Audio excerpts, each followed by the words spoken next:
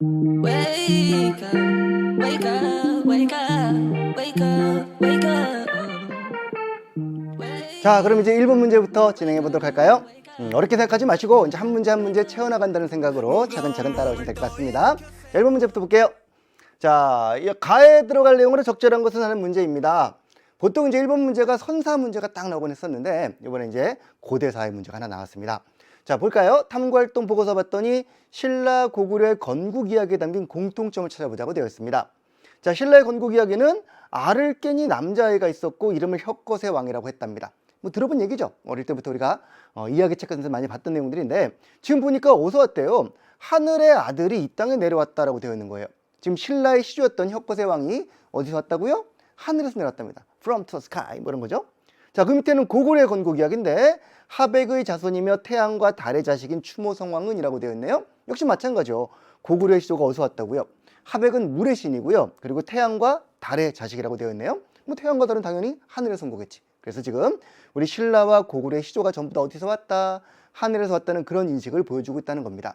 우리나라는 농경민족이라고 보통 하잖아요. 그러니까 농사를 중시했기 때문에 하늘에 대한 여러 가지 이제 경외심도 있었고 뭐 이런 게 많았단 말이죠. 그래서 항상 우리나라 우리 민족의 시조들은 하늘에서 왔다는 이런 사상을 많이 갖고 있었다는 얘기죠. 이걸 통해서 왕의 신성성을 보장받을 수 있고 봐라, 내가 지금 하늘의 자식이기 때문에 너희들보다는 하늘과 가깝기 때문에 너희들을 위해서 농사도 뭐 여러 가지도 전부 다 해줄 수 있다. 그런 어떤 믿음, 이런 걸 우리가 보통 뭐라고 표현하죠? 나는 선택받은 백성이다라는 선민사상이라고 표현하는데 청동기 시대 나왔던 내용일 겁니다. 아마 나는 선택받은 백성이다라는 선민사상이라고 표현하는데 이게 보통 우리 농경민족 같은 우리 민족 같은 경우에는 어디서 왔다고? 하늘에서 왔다는 거. 하늘에서 왔다는 천신 또는 하늘의 후손이라는 천손 사상으로 나타난다는 것이죠. 이걸 보여주는 게 이제 1번 문제란 얘기죠. 자, 그래서 선지를 볼까요? 선종에 확산되어 있는데 선종이 뭡니까? 선종은 신라 끄트머리 하대쯤이라고 표현하는데 신라 마지막 때쯤에 유행했던 불교의 한 종파였죠. 깨달으면 나도 부처 그래가지고 거대한 불상을 세운다거나 아니면 돌아가신 선종 스님들의 그 승탑을 세운다거나 이런 문화랑 같이 연관되어 있던 거고요. 풍수지리는 뭐였습니까? 역시 신라의 말쯤에 등장했던 사상인데요. 기륭화복을 어떤 지리를 가지고 점을 치는 그런 내용이었죠. 원 간섭기 제도 변화, 원이 우리나라를 고려 후기에 지배를 하면서 우리나라에는 상당히 많은 이제 원나라의 풍습이 유행을 했었고 몽골풍이라고 표현했었죠. 여러 가지 제도가 들어왔었고요. 뭐 고려 후기 얘기고요. 고대사회의 천신신앙, 이게 답이 되겠네요. 그죠? 고대사회에 하늘에서 내렸다는 천신신앙이 어떻게 나타나는가? 실학의 사회개혁 방안 되는데 실학은요 조선 후기에 등장했던 실용적인 학문을 일컫는 보통 명사로 우리는 보통 이제 농업 중심의 개혁론과 상공업 중심의 개혁론을 배울 겁니다. 뭐 그런 내용들이었죠. 이거 어렵지 않았죠? 자, 천신 사상을 통해서 나는 선택받은 백성입니다. 난 여러분의 지배자입니다. 그런 신앙을 발표하고 있었다는 것이죠. 자, 그다음 문제 가볼게요. 2번 문제입니다. 가 국가에 대한 설명으로 옳은 것은 내가 만든 한국사 인물 카드 되어 있어요. 이름이 딱 나와 있네. 뭐라고? 태종, 무열왕, 김춘추라고요. 이 정도면 들어보지 않았나요? 그죠? 태종, 무열왕, 김춘추. 자, 이 나라가 백제의 공격으로 대하성이 함락당했고 결국 당으로 건너가서 동맹을 맺었으며 그 공로로 이 사람은 이제 왕이 올랐다는 그런 이야기입니다. 일단 백제는 아니겠네요. 그죠? 백제의 공격을 받았으니까. 그리고 당과 동맹을 맺었잖아. 나당 연합군 이렇게 표현하죠. 신라와 당이 동맹을 맺은 거예요. 그 당시에는요. 이렇게 있으면은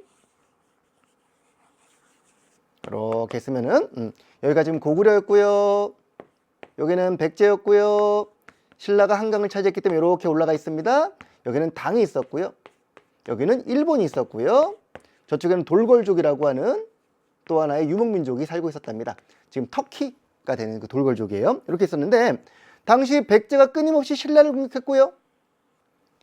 당은 계속해서 고구려를 치려고 노력을 했는데 실패했단 말이죠. 그래서 고구려와 백제는 각각 당과 신라에 맞서기 위해서 이렇게 손을 잡았다는 얘기야. 고구려와 백제가. 그리고 고구려는 옆에 있는 돌궐과 손을 잡았었고요. 백제는 옆에 있는 일본과 손을 잡았었고. 그런 가운데 신라는 이 바다를 건너서 당과 이렇게 연맹을 맺으면서 나당 연합군, 나당 동맹을 맺었다는 거지. 그래서 보다시피 세로 방향으로는 이렇게 고구려, 백제를 축으로 하는, 가로 방향으로는 이렇게 신라와 당을 축으로 하는 이른바 무슨 외교? 십자형 외교가 구축이 되었다라고 표현합니다. 십자 모양 맞잖아, 그죠? 십자형 외교. 이렇게 결국 나당 동맹을 맺어가지고 각각 두 나라가 손을 잡고서 처음엔 백제를 치고 그 다음에는 고구려를 치면서 삼국 통일을 완성한다는 그런 스토리예요. 이때 이제 통일의 그 첫 발을 디딘 왕이 무열왕이었고요. 그 다음 왕이 문무왕 때 가서 통일이 완료가 될 겁니다. 자, 이 나라는 지금 어느 나라? 신라겠구나. 자, 신라에 대한 설명으로 옳은 것을 골라볼게요. 사비로 천도했다 어느 나라죠? 이거는 백제였죠. 백제가 두 번째 천도가 바로 사비였습니다. 첫 번째 천도는 웅진이었고요. 두 번째가 사비였어요. 천리장성을 축조했던 나라는 고구려. 고려도 물론 쌓습니다만 이 시기에는 고구려가 천리장성을 쌓아서 수를 막아내고 당을 대비할 목적으로 이렇게 요동 지역에다가 장성을 쌓았습니다 라고 나올 거예요. 자, 화백기를 운영했던 나라가 신라 맞겠고요. 답은 3번 되겠네요. 자, 그 다음에 거란의 침입을 열망했던 나라, 거란은 발해를 공격해서 발해가 거란의 침입을 열망하고 그 유민들이 고려 쪽으로 밀고 내려왔었죠. 삼성육부의 중앙관제 역시 발해에 대한 설명입니다. 고대 국가 중에서 백제, 고구려, 그 다음에 신라 두 개는 발해에 대한 설명이구나 하면 되겠네요. 자, 3번 문제로 가보겠습니다. 밑줄 친 왕이 실시한 정책으로 옳은 것은 하는 문제예요.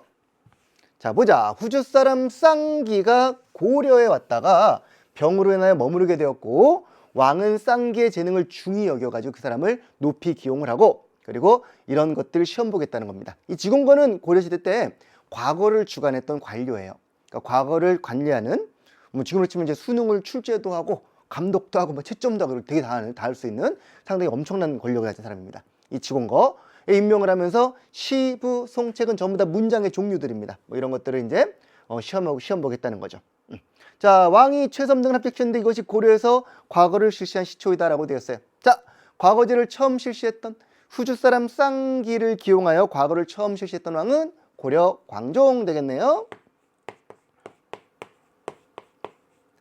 태조가 호족들을 견제하고 끌어안고 여러 가지 정책을 펼쳤었는데 안타깝게도 태조가 죽고 난 다음에 태조 왕건이 돌아가시고 난 다음에 왕위 계승 분쟁이 많이 일어났었죠. 호족들의 약간 이제 막 분란으로 인해서 그래서 혜종과 정종이 비명 행사하시고 막 이런단 말이죠. 그 다음에 즉위한 광종이에요. 이 4대 광종은 이런 글자 알아요? 빛광자, 반짝반짝 빛나는 사람이에요. 황제로서 딱 권위를 보장받으면서 고려를 반짝반짝 빛나게 만들었던 그런 왕이었습니다. 이 광종은 호족들을 숙청하면서 왕권을 강화하기 위해서 과거제를 실시했었고요. 그보다 앞서가지고 재정을 확보하고 특히 호족들이 데리고 있는 경제적 기반을 누르기 위해서 호족들은 그 당시에 신라 말부터 고려 초에 이르기까지 상당히 많은 개인적인 재산으로 노비를 거느리고 있었거든. 노비들을 전부 다 살피고 조사해서 억울하게 노비가 된 사람들을 살피고 검사해서 양민으로 돌려주는 법인 노비안검법을 실시했대요. 이거 중요한 내용입니다. 자, 노비안검법은요. 이렇게 할 경우에 호족들의 노비들을 양민으로 풀어올 수가 있잖아. 노비는 세금 내나 안 내나? 안 냈거든요. 그래서 노비들을 양민으로 바꿈으로써 세금을 내게 만드는 거죠. 그래서 한편으로는 호족의 힘을 누를 수가 있었고 또 한편으로는 국가의 재정을 확보할 수 있었고 뭐 일석이조, 일거양득의 효과가 바로 노비안검법의 효과였답니다. 됐나요? 자, 그리고 여기다 과거제까지 실시하는 거. 과거제는 어떤 기능? 바로 호족들이 그동안은 신하로서 막 군림하고 있었는데 세력으로 군림하고 있었는데 이제는 왕이 내 측근들을 뽑겠다 이런 거지. 이거 보통 표현하기를 신구 세력의 교체, 뉴 페이스와 올드 페이스를 교체한다. 그래서 신구 세력의 교체를 도모하여 왕이 자기 측근에 둘 수 있는 브레인들을 키우는 작업이 바로 과거제였다고 보는 것이죠. 왕권을 강화시키는 요소예요. 광종의 제일 중요한 두 가지 업적입니다. 이를 바탕으로 연호를 사용하고 광덕, 준풍 그러면서 황제가 되었던 게 광종이었습니다 라는 거죠. 됐습니까? 정답은 그래서 몇 번? 3번 되겠네요. 자, 구서당은 언제 거? 구서당은 통일신라의 중앙군이고요. 영정법은 조선 후기에 나오는 세금제도입니다. 토지 1결당 쌀 4두를 내라 그런 법이고요. 전민변정도 가면 원간섭기 대표적으로 공민왕이 했던 노비와 땅과 백성을 바로잡아서 노비와 농장을 다시 국가 소속을 돌리는 것들. 한성사범학교는 가보개혁 때 2차 가보개혁 때 만든 교사를 양성하는 신식학교입니다. 자, 4번 문제로 가보겠습니다. 밑줄 친 이 전쟁 중에 있었던 사실로 옳은 것은 강항이 그린 왜곡이 어디예요? 일본 지도죠. 일본군의 침입으로 발발한 이 전쟁 당시 조명연합군이 패배하자 의병을 일으켰다가 포로로 끌려가신 분이었답니다. 자, 일본으로 끌려가서 여러 가지 고초를 겪었지만도 일본에서 여러 가지 보고 들은 내용들을 기록으로 남겼던 그런 분이었답니다. 이분이 이제 이황 쪽의 후예, 퇴계 이황의 후였기 때문에 성리학을 일본에 전파했던 대표적인 인물이에요. 이황의 주리론을 일본에 전해준 인물로 꼽히는 분이 바로 강항이라는 분입니다. 임진왜란 때겠죠. 일본군의 침입으로 일어난 전쟁이었고 조명연합군이 활동을 하고 있었고 의병을 일으켰고 우리가 뭐 딱 알고 있는 임진왜란이라는 전쟁일 겁니다.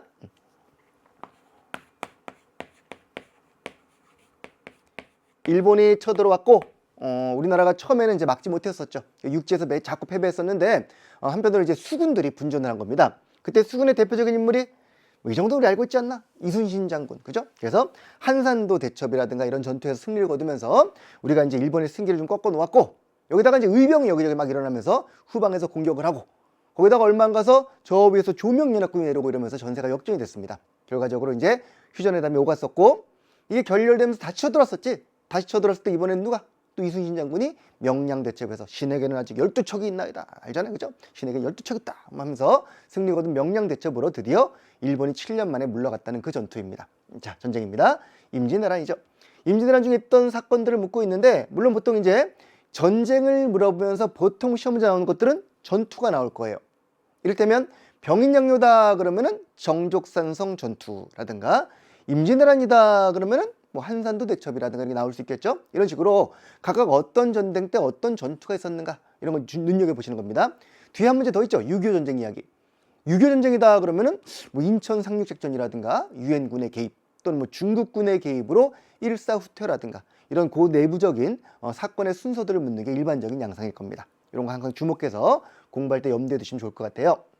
인조가 남한산성에서 항전했던 건 언제였을까요? 요거는 병자호란 때 누가 쳐들어왔죠? 청나라가 쳐들어왔을 때 우리 인조께서 남한산성으로 피신해가지고 결국 버티다가 삼전도의 굴욕이라는 굴욕적인 외교를 맺고 항복했던 사건이 있었죠. 을지문덕 장군의 살수대첩은 고구려가 수나라의 침략을 맞서가지고 싸웠던 전투였습니다. 홍범도 장군의 봉오동 전투, 뭐 최근에 영화도 있었고 또 올해 홍범도 장군의 유해가 우리나라로 송환됐기 때문에 상당히 올해 좀 뭐랄까 이슈가 되었던 그런 사건이 바로 이 사건이었습니다. 홍범 장군은 1920년 만주 지역에서 일본군에 맞서가지고 싸웠던 봉오동 전투를 승리로 이끈 그런 인물이었고요. 이 전투 이후에 바로 이어진 게 바로 김좌진 장군이 중심이 되었던 청산리 전투였죠. 이 봉오동과 청산리 전투 이후 일본은 간도 참변을 일으켰더라라는 것까지. 다음 4번 이순신 장군의 명량해전. 여기가 바로 이제 임진왜란이 바로 이어져 있었던 정의진한테 사건입니다. 여기 답이 될 것 같고요. 서희가 외교 담판으로 강동 육지를 획득했다라는 것은 고려 때 거란의 침략을 막아냈던 싸움이었습니다. 됐죠? 이순신 장군 정도는 우리가 알고 있는 분이니까 답 잘 찾았을 것 같고요. 다음 5번 문제로 가겠습니다. 가 인물의 활동으로 옳은 것은 되어 있어요. 고종의 아버지인 가가 추진한 정책 중 가장 먼저 떠오르는 것에 스티커를 붙여보세요. 다들 떠오르는 게 좀 비슷했나 봐요. 그죠? 망설이고 있나 봐요. 어디다 붙일까? 자, 고종의 아버지입니다. 누구시죠? 흥선대원군. 흥선대원군은 왕권을 강화하여 세도 정치를 타파하고 대외적으로는 통상수교 거부 정책을 펼치면서 병인양요, 신미양요 등을 승리로 이끌었던 그때의 왕의 아버지로서 집권했던 그런 분이에요. 경복궁중건 역시 왕권 강화를 위한 왕실의 위험을 보이는 사업이었고요. 서원철폐는 당시 세도 가문들의 근거지였던 서원을 철폐함으로써 세금도 거둘 수 있고 땅도 몰수할 수 있고 노론 세력도 억누를 수 있고 호포제는 양반에게도 군포를 징수하는 우리 역사상 처음으로 이제 양반들이 군포를 내게 된 그런 법이었습니다. 뭐라 그럴까? 조세 균등의 원칙을 실현했다 그럴까? 뭐 그런 법이 되겠죠. 자, 이 흥선대군의 활동으로 옳은 걸 골라볼게요. 좀 더 있나 봐요. 우산국을 정복했다는 것은 신라 지증왕 13년 섬나라 우산국 정벌하여 독도는 우리 땅. 기억해 두시고요. 척화비를 건립했다. 바로 흥선대원군이 병인양요, 신미양요를 승리로 이끈 후 전국 각지의 척화비 무슨 뜻이에요? 화해를 배척하는 비석이에요. 양이가 침범하는데 싸우지 않겠다는 것은 나라를 파는 것이요. 화해하자는 것이요. 화해하자는 것은 나라를 파는 것이다. 라는 내용을 담은 척화비를 전국에 세워서 통상수교 거부 의지를 다졌답니다. 독수산문과는 신라 원성왕이라는 왕이 있었죠. 원성왕 때 있었던 관리 등용 시스템이었고요. 쌍성 총관문을 공격했던 왕은 고려 후기의 공민왕이었습니다. 공민왕이 몽골에게 빼앗겼던 직할령을 되찾았던 사건이었고요. 22담내 왕족을 파견했던 왕은 백제의 무령왕, 왕족을 파견하여 각 지역의 왕권을 강화시켰던 그런 왕이었겠죠. 됐나요? 자, 6번 문제로 또 가보겠습니다. 자, 밑줄 친 이 시기의 경제 상황으로 옳은 것은, 발문을 잘 보세요. 뭘 묻고 있나? 발문에서 이 시기의 경제를 묻고 있거든요. 그럼 일단 문제를 보면서 어떤 시기인지 판단하시고 그 다음에 그 시기의 경제를 찾아보시는 그런 문제인 것이죠. 보통 일반적으로 수능이 이렇게 나온단 말이죠. 그러니까 자료를 보여준 다음에 시기를 찾아봐라, 혹은 뭐 순서를 물어보거나 이런 문제들일 텐데, 자 볼게요. 집집마다 모내기 품팔이로 모내기를 하고 있어. 모내기를 하고 있어. 아낙네들 정신이 없고 보리 베는 남편은 보리를 베고 있어. 벼와 보리를 번갈아 심는 이런 게 모내기와 함께 났던 것이죠. 자, 돈모가 밥모보다 더 낫네 라는데, 돈모는 돈으로 받는 거고 밥모는 밥을 먹고 뭐 이런 거래요. 그죠? 자, 이런 식으로 돈이 밥보다 좋았던 시기, 그리고 모내기를 하고 있는 시기, 그리고 남편은 보리를 베고 있는 시기인데, 밑에 보니까 정약용이 지었다고 또 되어 있습니다. 야, 힌트가 너무 많다. 그죠? 모내기를 하고 있죠. 돈을 좋아하고 있죠. 거기다 정약용이 등장했습니다. 정약용은 정조 때 인물이었죠. 순조 때 유배 갔던 인물이었고요. 밑에 보니까 상평통보도 나와 있어요. 이 정도면 뭔지 알아야지 우리가. 조선 후기의 양상이로구나. 조선 후기의 경제를 묻고 있는 겁니다. 이른바 이 시기는 상품, 화폐, 경제가 발달하면서 자본주의 싸가지라고 표현했었죠. 싹인데 뒤에다가 명사형, 전미형, 아지를 붙여가지고 송아지, 망아지, 강아지처럼 싸가지입니다. 싹의 악입니다. 싹보다도 어린, 아직 눈에 안 보이는 싸가지를 찾는 그런 시기. 이 시기는 자본주의에 싹이 트고 있던 그런 시기였다라는 거예요. 자, 그 시기 경제상황 찾아봅시다. 노급이 지급되었다. 노급은 고대 사회에서 관료에게 급여를 주는 방식으로 어떤 마을을 너의 급여를 줄 테니 여기서 세금을 걷어가세요 했던 겁니다. 고대 사회에서 나왔던 거고요.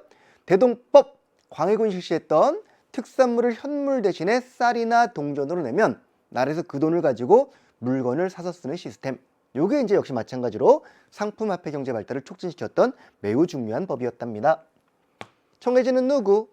장보고, 해상왕 장보고가 완도에 설치했던 기지였고요. 신라 때 얘기죠.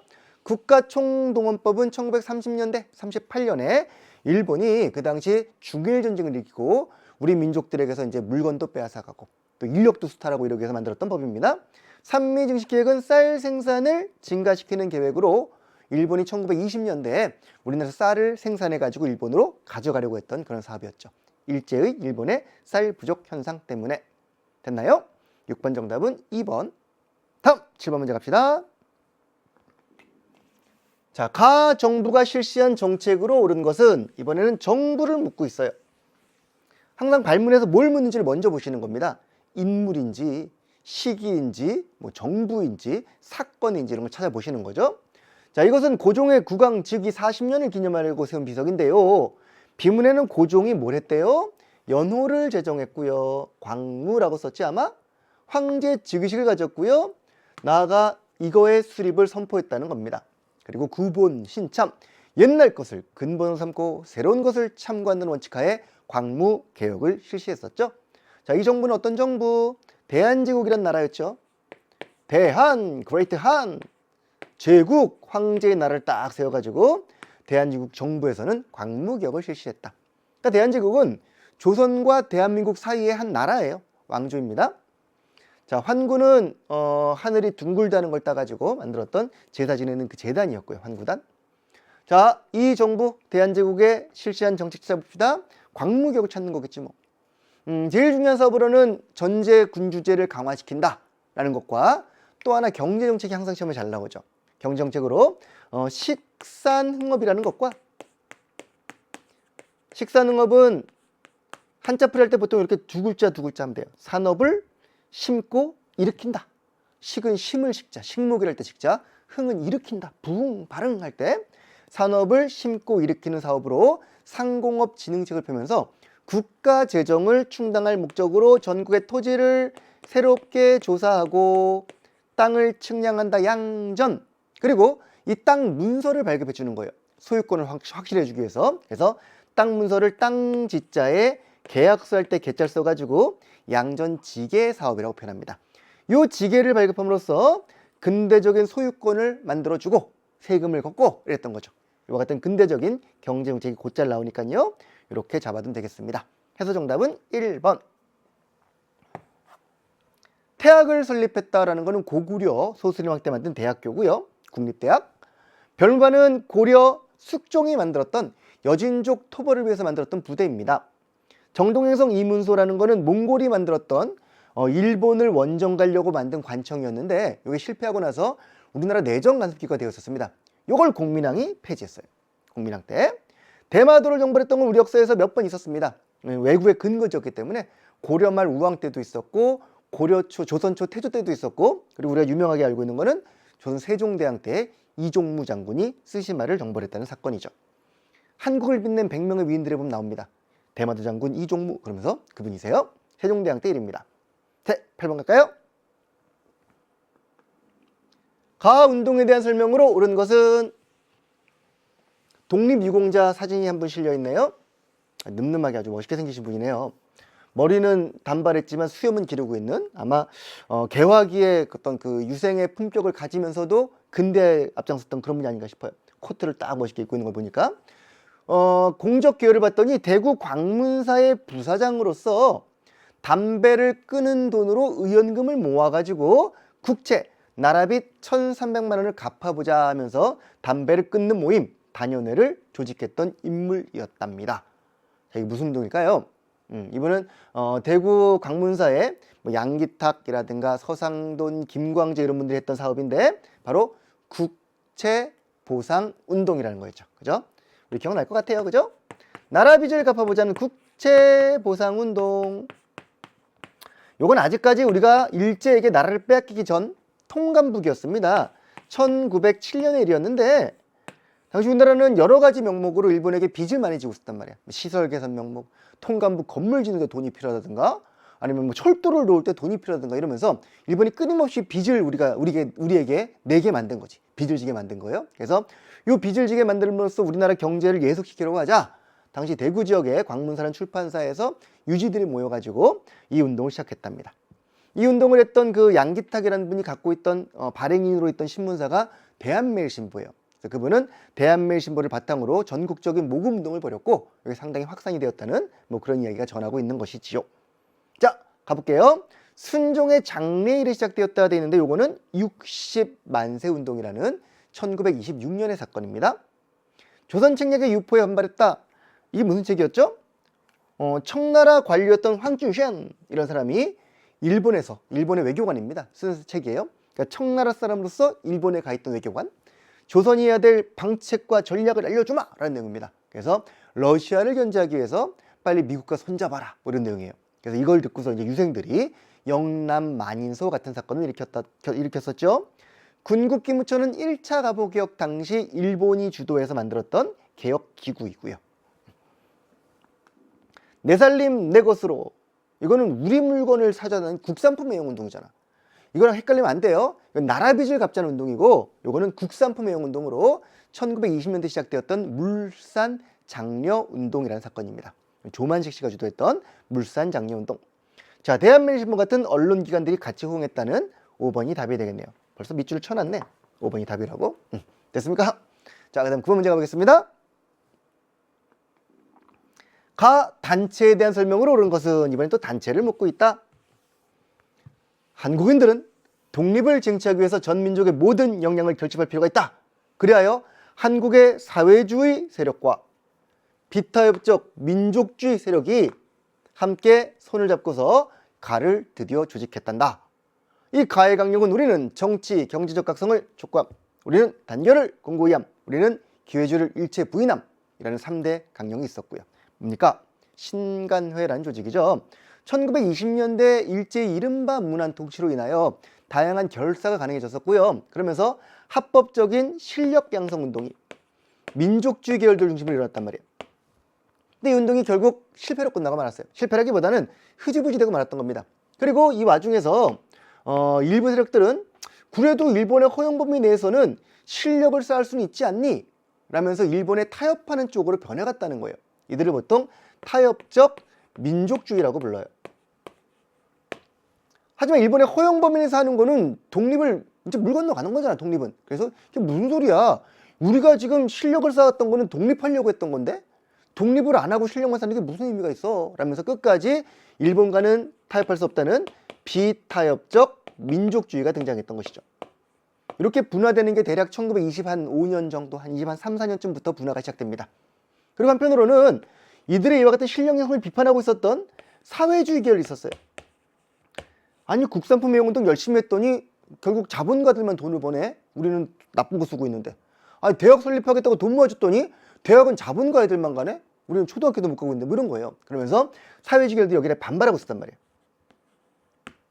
근데 이런 가운데 이렇게 나눠지면 안 되겠다 싶어가지고 일본의 치안유지법 제정 이후에 여기 있는 사회주의 계열들과 여기 있는 비타협적 민족주의 계열들이 같이 손을 잡고 연대했다는 겁니다.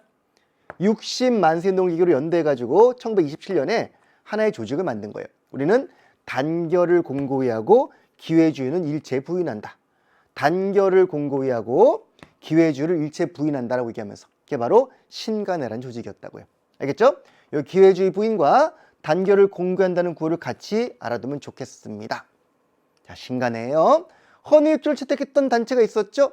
독립협회. 좌우합작은 측은 광복 후에 있었던 좌우합작위원회에서 발표했던 원칙이었고요. 광주학생항일운동, 그렇죠. 이걸 바로 신간회가 지원했다고. 신간회 제일 중요한 거 합작으로 만든 단체이며 특히 광주학생항일운동을 지원했다는 거. 1929년 광주에서 학생들이 항일운동을 일으키자 신간회는 이 운동을 전국적 규모의 민중대회로 확산시키려고 하다가 결국 지도부가 구속이 되고 말았답니다. 그 결과 이제 해소가 됐는데 그 매우 중요한 사건이 바로 광주학생 항일운동 지원이에요. 다음, 오산학교 수상학교는 신간회가 아니라 신민회. 1907년에 만들어진 애국계몽단체인 신민회가 설립했고요. 일제 황무지기한권 요구 철회는 보안회라는 애국계몽단체가 있었습니다. 됐나요?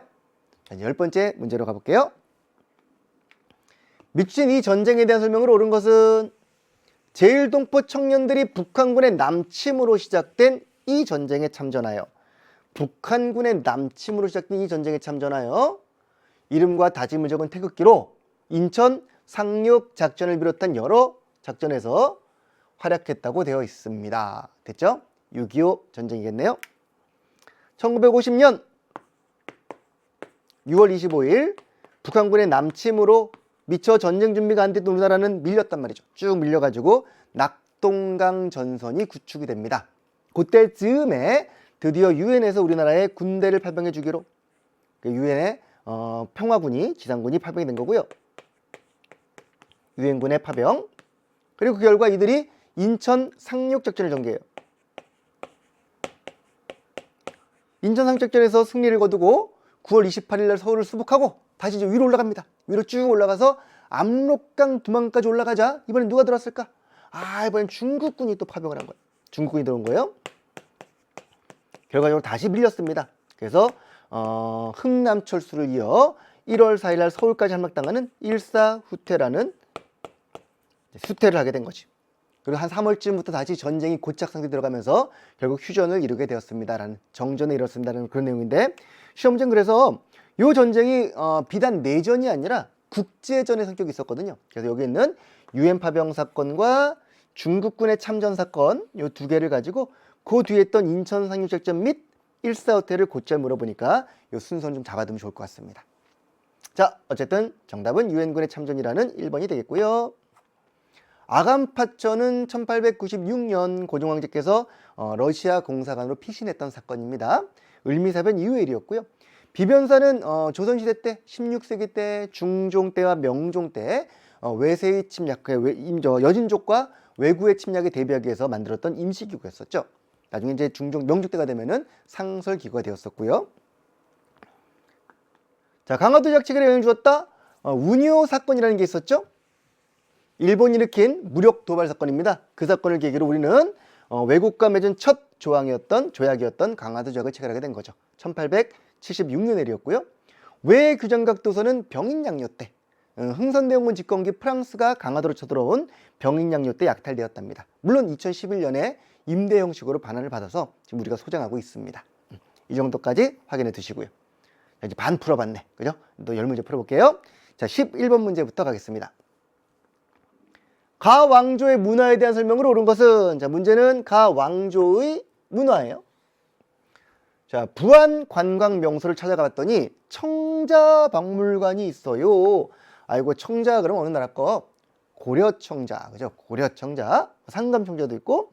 자, 청자 지역 지역의 하나로서 가 부안에 세진 박물관인데, 특히 이 왕조는 청자뿐 아니라 팔만대장경판, 아이고, 우리 어떻게 보고 직지신체절 등과 함께 매우 중요한 문화유산이랍니다. 팔만대장경판은 몽골 침입에 대비하고자 만들었던 8만 장이 넘는 불경판이죠. 이 판이 지금 경상도 합천 해인사에 보관이 되어 있고요. 직지심체절은 현존하는 세계에서 가장 오래된 금속 활자로 찍은 책입니다. 현재는 프랑스에 수장되어 있습니다만 충청도 청주 흥덕사란 절에서 찍어냈다라는 기록이 남아 있어요. 우리나라가 갖고 있는 매우 소중한 둘 다 모두 유네스코 세계 기록유산에 등재가 되어 있는 그런 문화재입니다. 자, 청자, 팔만대장경판, 직지심체절 모두 다 어느 나라 거? 고려 왕조 겁니다. 자, 고려에 대한 설명으로 옳은 거 골라볼게요. 독립신문은 서재필이 독립협회에서 만들었던 신문이고요. 하나 더 있었습니다. 대한민국 임시정부에서도 독립신문을 발간했었고요. 삼국사기가 바로 고려 때 만들어진 현재 남아있는 우리나라에서 가장 오래된 역사책입니다. 김부식의 주도하에 만든 역사책이고요. 훈민정음 누가 창제했어요? 세종대왕, 조선이겠죠. 수원화성은요, 정조, 조선이겠죠. 왕 오천축 국전은 5군데의 천축 인도입니다. 5 인도에 갔다 와서 쓴 책, 이런 뜻이에요. 희초라는 분이 통일신라 때 인도와 중앙아시아를 다녀와서 쓴 기록인데, 요거는 이제 중국의 두낭석굴에 있다가 프랑스에서 이제 또 가져갔어요. 프랑스 탐험가가 가져가서 지금 프랑스에 가 있습니다. 그럼 우리나라의 중요한 문화유산 되겠습니다. 정답은 2번이고요. 고려 왕조니까 5번은 신라이기고요. 다음 12번 문제로 갈게요. 밑줄친 의병운동에 대한 설명으로 옳은 것은, 자, 이 가사는 여성 의병이었던 윤희순 씨가 지었던 의병가인데, 을미사변과 단발령에 반발하여 의병운동을 일으켰답니다. 원수 같은 외놈들을 몰아내어 우리 집을 지키자 그러면서 노래를 부르고 있고요. 빨리 다 나와라 그러면서 함께 가자는 거야. 마지막에 보니까 왕비를 살해하니 우린들 살 수 있겠나라는 말이 있군요. 바로 을미사변에 대응해서 나왔던 의병임을 파악할 수가 있다는 것이죠. 자, 을미사변 때 일으켰던 의병을 을미의병이라고 불러요. 그죠? 을미의병. 이 을미년의 전해가 1894년이에요. 그래서 이 당시 의병은요, 작년에 있었던 동학농민운동과 갑오개혁 등으로 상당히 분개했던 유생들이 결국 명성황후 왕비 시해 사건과 단발령, 상투를 잘라라 이런 명령 때문에 이건 아니지! 그리고 일으킨 게 바로 을미의병이에요. 이들은 그래서 뭔가 다시 왕을 세워가지고 다시 회복을 해보자 라는 국권회복을 위해서 왕을 높이자라고 외쳤던 분들이 많았습니다. 이들은 기본적으로 다시 무너져가는 조선을 세워가지고 옛 영광을 되찾자는 거예요. 고종을 다시 이제 왕을 다시 막 높여주자는 이른바 존왕양이를 목표로 하면서 주로 위정적 사상을 가진 유생들이 주도했기 때문에 유생 의병장들이 대다수였다라는 게 이 의병의 가장 큰 특징이에요. 오랑캐를 배척한 자는 건 물론 있습니다만 근대적이기보다는 약간 옛날로 돌아가자는 복고적인 의병이었다는 거지. 이들 의병의 한계예요. 이들은 그래서 고종께서 그만 물러가세요 했더니 결국 해산하고 말았답니다. 고종의 권고로 해산했다는 한계를 지녔던 게 바로 을미의병이었다. 이것만 잘 기억해 둘게요. 삼정이정청은 뭐였을까요? 삼정의 문란을 리정은 정리를 거꾸로 쓴 한자랑 비슷한 뜻이 통한 한자입니다. 삼정문란을 바로잡는 관청이 삼정이정청입니다. 바로 임술농민봉기 때 전정, 군정, 환곡이라는 삼정문란에 대한 대응으로 일어났던 밀란이었습니다. 그때 정부에서 만들었던 관청 이름입니다. 물론 제대로 운영은 안 됐습니다. 김부식이 이끈 관군에 의해 진압된 사건이 있긴 있죠. 뭘까? 묘청의 서경천도 운동. 고려시대 얘기죠. 우정총국 개국 축하연 오픈 파리. 우정총국 뭐죠?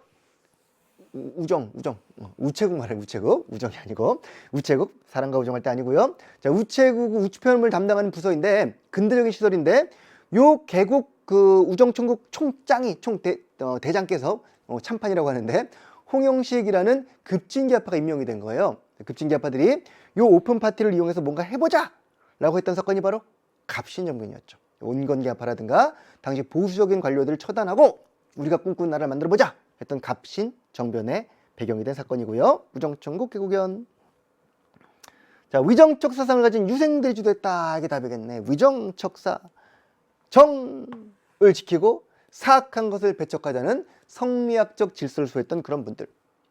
윌슨이 제기한 민족 자결주의를 받았던 거는 3.1운동. 윌슨은 1차 대전 끝나고 파리 강화회의가 열리자 미국 대통령 윌슨이 거기에서 모든 민족은 자기 운명을 스스로 결정할 권리가 있지요 라고 해서 당시 패전국의 식민지의 운명을 스스로 결정할 수 있다 라는 취지의 글을 발표했던 것이죠. 여기 이제 고무되었던 우리 독립 지사들께서 3.1운동을 일으켰다는 얘기입니다. 정답은 4번 되겠네요. 자, 다음 문제 가볼게요. 13번 문제입니다.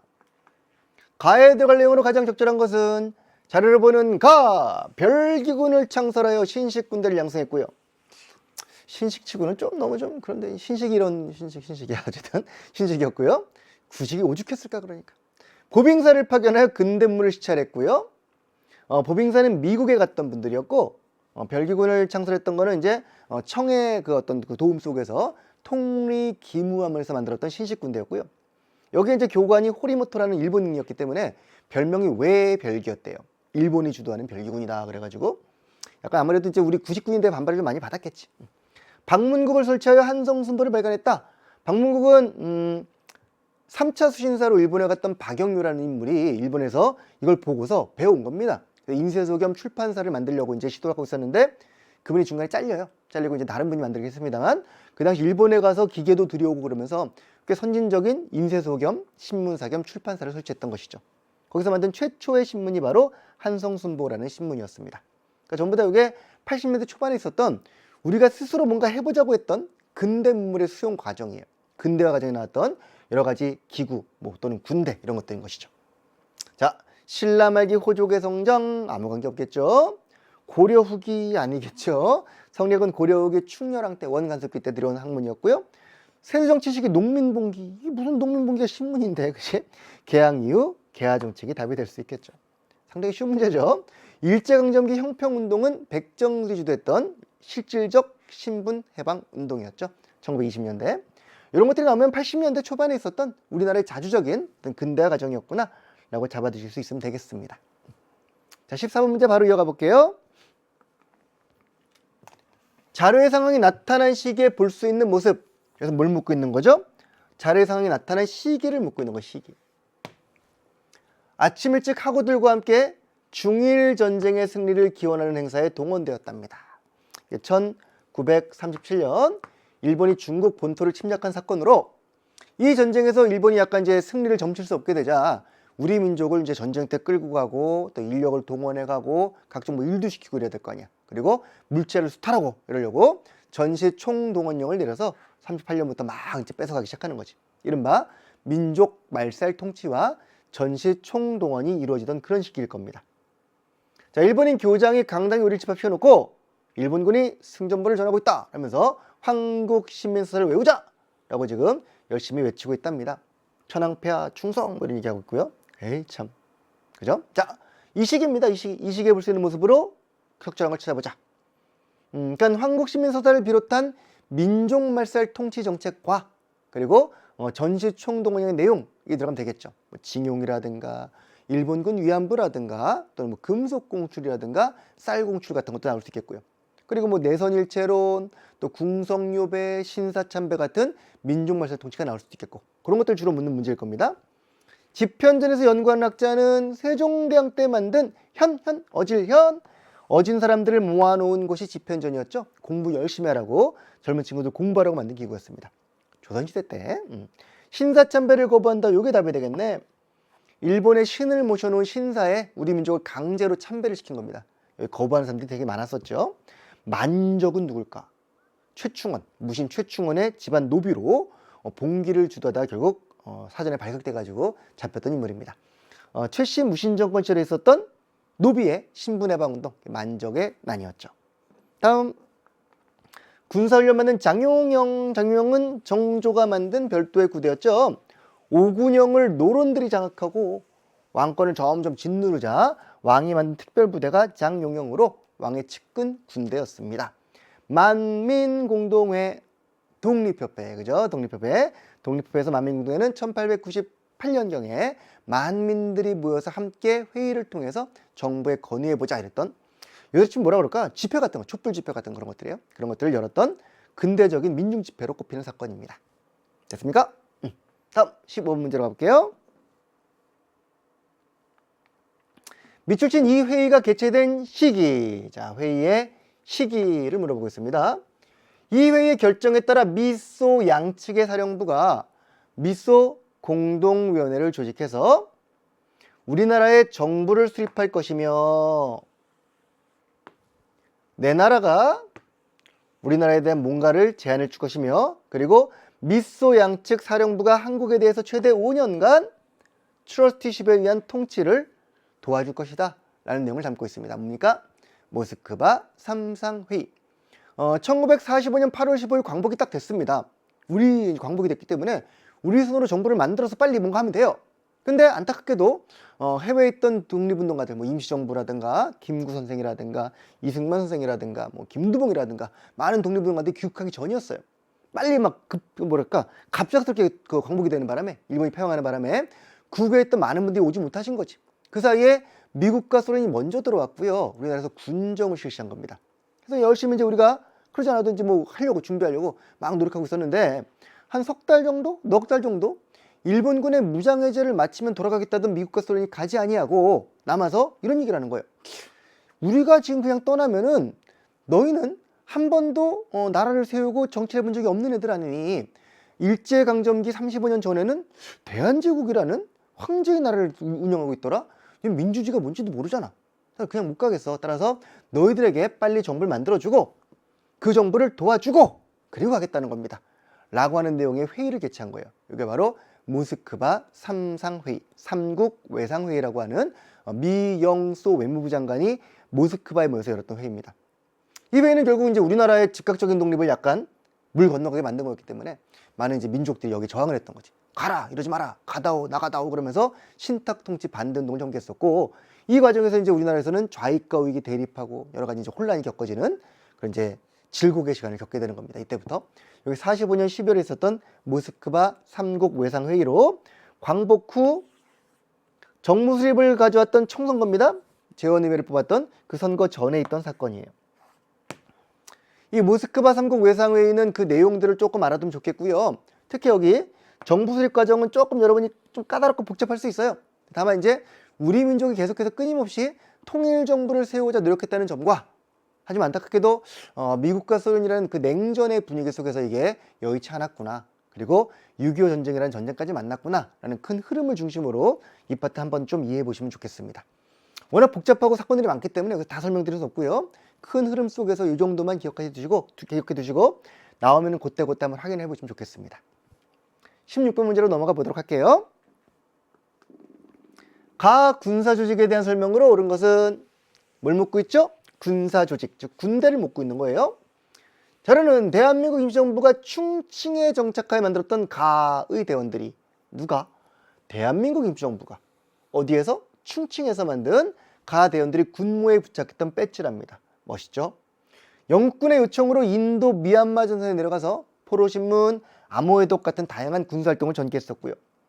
대한민국 임시정부의 정규군으로 만든 군대 이름은 한국광복군입니다.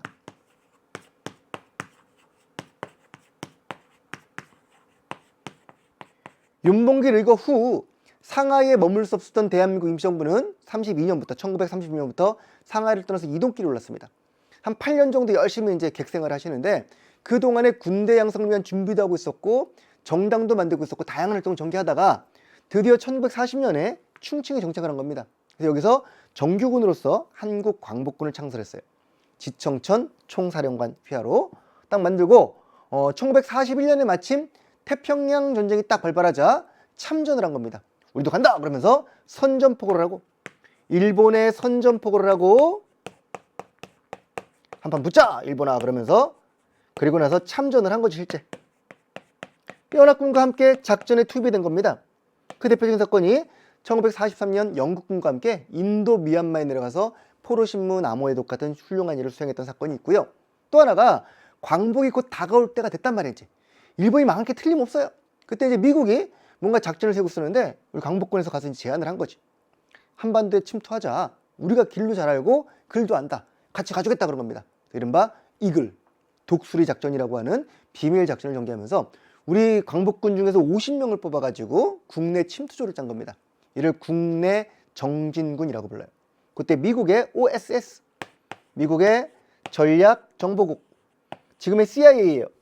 CIA 전신인 미국의 OSS와 함께 연대해가지고 국내 침투를 계획하는 정진군을 편성한 독수리 작전을 계획했다는 거죠. 이게 됐다면 참 좋았을 텐데 이 계획이 실행되기 전에 안타깝게도 일본이 먼저 패망을 한 겁니다. 원자탄 때문에. 그래서 우리의 작전은 무산되고 말았어요. 만약에 글쎄 역사의 가정은 없지만 만약에 이게 실현이 됐더라면은 우리는 연합군의 일원으로서 뭔가 발언권이 생길 수 있었을지도 모른다는 기대감이 생기는 거지. 그렇다면 앞에 문제에서 봤듯이 미국과 소련이 마음대로 우리나라에 막 진주해가지고 할 수는 없었을 겁니다. 우리가 승전국의 하나가 될 수 있었기 때문에 그런 가능성이 약간 그래도 있지 않았을까라는 아쉬움이 남는 대목이 그 대목인데 이건 그래서 매우 아쉽기 때문에 시험 문제 곧잘 나오는 한국군은 미국의 OSS와 함께 국내 정진군을 편성하고 국내 진공작전을 계획했다가 무산되고 말았다라는 거예요. 자, 귀주에서 거란군을 물리쳤던 부대는 강감천의 부대였는데 고려 시기 때 일이었고요. 군사 조직이라고 할 건 없고. 자, 양세봉의 지휘하에 활동했던 부대는 1930년대 남만주에 있었던 조선혁명군이라고 있었어요. 이 파트가 이제 군대 이름이 하도 많이 나와가지고 다 비슷비슷해요. 막 한국 독립군, 한국 광복군, 조선혁명군 이렇게 나오기 때문에 그 중에 조선혁명군이라는 군대가 있는데 1930년대 남만주 쪽에서 중국 의용군과 함께 연대에서 활동했던 대표적인 부대입니다. 황태현 전투 승리를 거뒀던 것은 동학농민군 세력입니다. 동학농민운동 당시 일이었고요. 정족산성에서 프랑스군을 격퇴했던 것은 병인양육 때 일인데 어쨌든 우리 조선의 군대겠지 뭐. 조선 군대가 정족산성 전투에서 병인양육 때 프랑스군을 격퇴했죠. 양원수 부대가요. 미국과 연합하여 국내 진공작전을 요게 답이 되겠네요. 미국과 연합해서 국내 침투를 계획했구나라는 5번 정답. 다음 17번 갑니다. 자료를 활용한 탐구활동으로 적절한 것은 범죄보고서래. 범죄보고서. 이 사람은 중추원 참의, 국민총력 조선연맹 이사 등을 역임하며 소위 시국 강연하고 다녔고요. 학도병 지원을 권유했고 이 사람이야. 그리고 반민족회를 일사문자였답니다. 그래서 이 처벌법에 따라서 이 사람을 형무소에 수감했다는 겁니다. 반민족 행위를 조사해가지고 그들을 처벌하는 반민족 행위자 처벌을 위한 특별법에 따라서 우리가 흔히 지금 말하는 친일파라고 부르는 분들인데 사람들인데 친일이란 말은 어쨌든 일본과 친하다는 뜻이기 때문에 약간 중립적인 표현입니다. 당시에는 딱 정확히 반민족 행위자라고 불렀어요. 민족에 반하는 행위를 했던 반역자인 거지. 그런 사람들을 처벌했던 그런 특별위원회와 특별법입니다. 이게 언제죠? 정부 수립 직후예요. 1948년 정부 수립 직후 9월 달에 8월 달에 정부 수립하고 9월 달에 특별법 만들어가지고 좀 늦은 감은 있지만 이미 3년이나 지났기 때문에 강복한 지 좀 늦은 감이 있었다고. 왜냐면 북한은 이미 좀 미리 했었거든요. 그래서 많은 친일파들이 약간 이제 숨죽여 있었을 때 이제 그들을 이제 잡아 나선 거죠. 물론 안타깝게도 제대로 되진 않았습니다. 정부의 약간 방해도 있었고 친일 세력들의 방해도 있었고 했기 때문에 제대로 이루지 못했습니다만 그래도 정부 수립 직후에 이와 같은 민족 정기를 되찾기 위한 노력이 있었다는 건 매우 중요한 의미가 있는 사건이에요. 1948년 9월부터 시작돼서 본래 공소시효 2년으로 시작을 했었는데 한 11개월 만에 결국 활동이 중단되고 말았던 그런 사건입니다. 당시 이제 경찰과 군인들의 대다수가 꽤 많은 숫자가 일제시기 때 군경들이 그대로 존속하고 있었기 때문에 친일 청산이 쉽지 않은 구조였고 또 게다가 우리나라는 이 당시에 분단이 기정사실화되면서 약간 사회주의 계열들에 대한 그 어떤 뭐라 그럴까 조심성, 경계령이 내려진 때였단 말이야. 그래서 경찰과 군인을 우리가 잡아들이면 공산당은 누가 잡지? 약간 이런 논리에 따라서 친일파들을 친일파 처벌을 무산시켰던 그런 안타까운 경험이 있는 것이죠. 자, 이 탐구활동은 그래서 정부 수립 직후에 있었던 민족 정기를 되살리는 노력 정도가 되겠네요. 이모군란은 80년대 1880년에 있었던 82년에 있었던 99년의 변란이었고요. 탕평책은 영조와 정조가 실시했던 왕권 강화책이었고요. 갑신정변 아까 나왔었죠. 우정총국 개국연 때 있었던 급진기아파들의 정변이었고요. 홍경래인은 1811년 세조정치기 평안도 지역에서 있었던 삼정문란 및 지역차별에 대한 반발 사건이었고요. 제헌국회에서 친일파 청산노력을 어떻게 했는가라는 5번이 답이 될 수 있겠죠. 제헌국회는 5월 10일 날 총선거를 치러서 뽑은 국회의원들이 제헌국회입니다. 그 제헌국회 의원들이 반민족행위위원회로 활동을 했던 거고요. 정부 세입 직후일이다라는 5번을 찾으면 되겠습니다. 다음 18번 갈게요. 자료 나타난 민족운동에 영향을 묻고 있다. 브라운에게, 갈색에게. 자, 최근 한국에서 발생한 사건을 편지로 전합니다. 지난 1일 오후에 민족대표 수십 명이 어디에서 태화관에서 독립선서를 낭독하고 바로 연행이 됐어요. 하지만 시위가 학생들 중심으로 일어났고 도시 곳곳에서 만세를 외쳤단 말이야. 본래는 3일에 고종의 장례식이 예정돼 있었는데 1일에 기습적으로 일어났기 때문에 해산이 안 됐다는 그런 사건이에요. 1일이었고요. 고종의 인산일이었고 태화관에서 독립선을 낭독했던 이 사건은 3.1운동이죠. 3.1운동에 대한 그 설명입니다. 3.1운동에 영향을 묻고 있네요. 3.1운동은 매우 중요한 거족적 항일운동으로 이 운동 결과 첫째, 일제의 통치 방식이 이른바 문화통치로 바뀌었다. 둘째, 학생과 노동자, 농민 등이 독립운동의 주인공으로 성장했다. 셋째, 독립운동이 한날 한시에 딱 투입되면 얼마나 좋았을까? 라는 아쉬움에 민족운동의 구심점이 필요하다는 시각에서 대한민국 임시정부가 탄생하는 계기가 되었다. 그리고 이를 계기로 이제 무장투쟁도 활성화되고 해외 각국 인도라든가 중국의 독립운동에도 영향을 주고라는 다양한 세계사적인 의의가 있는 사건이 바로 3.1운동이죠. 제가 3.1운동이 제일 중요한 사건이라고 우리 역사에서 제가 꼽는 근현대파 때 제일 중요한 사건 두 개가 3.1운동과 4.19 혁명이라고 아마 그랬을 텐데 3.1운동은 상당히 세계사적인 사건입니다. 자, 이 운동의 영향은 방금 말한 그런 것들일 테니까 찾아볼까요? 신미학료는 흥선대원군 집권기에 있었던 통상수교 거부 정책으로 미국이 강화도에 쳐들어온 사건이었고요. 홍범 14조는 갑오개혁 때 2차 갑오개혁 때 발표됐던 고종의 그 조서 같은 겁니다. 법 비스무리한 거고요. 통리기마문은 1880년에 만들어진 개화정책 전담기구입니다. 영남 유생들이 많이 쏠렸던 거 앞에서 나왔잖아. 전부 다 조선청약 유포 때문이라고. 1880년에 일본에 건너갔던 김홍집이 유포시켰던 조선청약 때문에 81년 영남 만이소 사건이 일어납니다. 일제가 이른바 문화통치를 표방하는 계기가 된 게 3.1운동이었고요. 자, 19문제 가볼까요? 자료의 상황이 나타난 시기에 일제가 추진한 정책입니다. 시기 문제네요. 지난 8월 경성의 쌀 판매소에서 일본인한테 먼저 쌀을 팔았다는 거야. 일본에 왜 쌀을 팔았을까? 그래서 우리 조선인들이 항의했답니다. 보니까 일본인 경찰들이 항의하는 조선인들을 진압하다가 누가 기절하고 막 이랬는데 막 소란을 일으키던 이유로 그들은 오히려 조선 태양령에 따라서 엉덩이를 40대나 때렸다는 황당한 사건이에요. 우리나라에 와 있던 일본인들은요, 우리나라에서 토지도 빼앗고 쌀도 빼앗고 이른바 토지조사 사업으로 상당히 우리나라의 경제 침탈을 자행하고 있었던 거지. 그런 분위기에서 우리나라에서 이제 저항들이 많았고 아무래도 국권비탈 직후였기 때문에 10년 되기 때문에 다양한 저항들이 있었겠지. 따라서 일본이 이 당시 우리 민족의 저항을 무마할 목적으로 강경책을 펴옵니다. 강경책. 그러니까 뭐 이렇게 유화책이 아니라 막 때리고 막 강제적인 법을 집행하고 그래서 이른바 무단통치. 이게 지금 무력으로 하는 무단통치를 시했던 거예요. 총칼로 진압을 하는 겁니다. 그래서 이때는 각종 수탈과 폭력이라고 생각하세요. 수탈과 폭력, 뺏는 거. 그리고 법도 우리나라에만 제한되는 차별적인 폭력입니다. 조선 태영령, 조선 민사령, 조선 형사령 이런 게 있었고 수탈로는 토지조사 사업과 회사를 설립하려면 허가를 받아라라는 회사령, 삼림령, 어업령, 광업령 이런 각종 법령들로 우리 산업 전반을 다 수탈했던 거죠.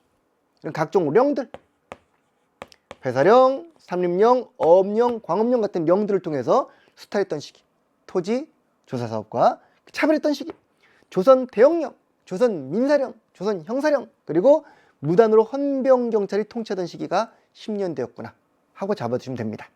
10년대는 어쨌든 느낌상 되게 강압적인 분위기, 무서웠던 분위기. 막 선생님이 칼 차고 있고 동사무소 가면 막 공무원이 제복에 칼 들고 이런 식이. 자, 정답은 그래서 1번이에요. 회사령은 1910년에 지정하고 11년에 시행했던 우리나라에서 회사를 차릴 때는 총독부의 허가를 받아라. 그런 법령이었죠. 영조 때 만든 군역 군포제도법이고요. 홍문관은 성종이 만든 학문기구였고 집행전을 기생했죠. 성종 때 완성했던 법전이고요. 조선의 법전. 1881년 일본에 보냈던 조선의 선비가 일본에 시찰을 갔습니다 라는 근대 문물을 배우기 위한 사절단이었습니다. 자, 마지막 문제 가볼게요. 20번입니다. 가단치에 대한 설명으로 옳은 것은 나석주 열사의 상 해가지고 나석주 의사의 상이 서 있네요. 이분은 조선혁명 선언을 활동 지침으로 삼았던 이 단체의 일원으로서 조선 식산은행과 동양척식주기사라는 우리나라에 대한 경제 수탈의 가장 원흉이었던 두 곳입니다. 경제적 수탈의 원흉이었던 은행과 그 다음에 토지도 빼앗고 막 그랬던 동양척식이라는 회사에다가 투탄했던 분이에요. 1926년 심지어 치안유지법 이듬해였기 때문에 우리나라의 독립운동이 사실상 이거 끝이 아닌가라고 좌절해 있을 때 명동 한복판에서, 명동은 그 당시도 일본인들이 거의 막 거주하던 밀집 거주지였단 말이야. 거기에서 폭탄을 딱 던지고 나오셔가지고 총성을 딱 울리면서 일본 경찰과 총격전을 벌였던 그런 분입니다. 이걸 숨죽여 지켜보던 모든 우리 민족들의 가슴 속에 다시 한번 독립 그 의지가 막 샘솟기 시작하는 거죠. 그렇지 않겠습니까? 총소리가 팍 나면은 청년의 모습은 보이지 아니하고 일경 한 명이 거꾸러지고 있는 막 그런 상황들. 땅 하면 쓰러지고 땅 쓰러지고. 나석주 열사입니다. 자, 1926년 바로 이 나석주 열사가 속했던 단체가 의열단이에요. 많이 들어봤죠? 의열단은 의로운 일을 열렬히 행한다라는 강령을 가지고 만들었던 단체로 1919년 신흥 무관학교 졸업생들이 중심이 돼가지고 만주에서 만든 의열단체입니다. 단장은 김원봉이라는 분이었고요. 1920년대 주로 이제 활동을 전개하다가 23년경 신채호 선생으로부터 조선혁명선언이라는 활동 지침도 받으셨고요.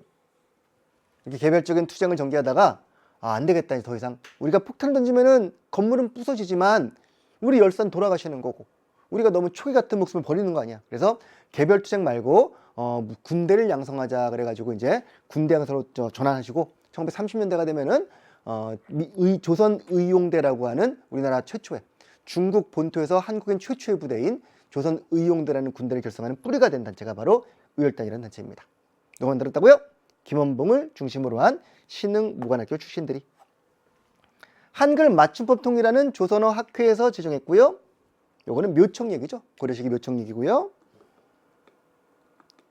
고종태의 반대운동은 대한자강회라는 단체가 대표적입니다. 1907년에 활동했죠. 6년에 만들어서 7년에 요 활동을 하다가 결국 해산되고 말았고요. 비밀행정 중인 연통제는 대한민국 임시정부의 국내 연락망이었습니다. 됐나요? 자, 이렇게 20문제를 딱 풀어봤어요. 할만하죠? 혼자 풀 때보다 그래도 같이 푸니까 좀 쉽게 풀리지 않나요? 이런 식으로 하시면 됩니다. 여러분들 그래서 이 문제들 좀 다시 되짚어 복습하시면서 너무 문제 자체 하나하나에 너무 이렇게 화내지 마시고요. 선택지나 내용을 보시고서 이런 거구나 하고 확인하는 과정으로 이번 모의고사를 삼으셨으면 좋겠습니다. 자, 들어주시느라 고생 많으셨고요. 다음 시험도 열심히 준비해서 잘 보시기 바랍니다. 자, 고생하셨습니다.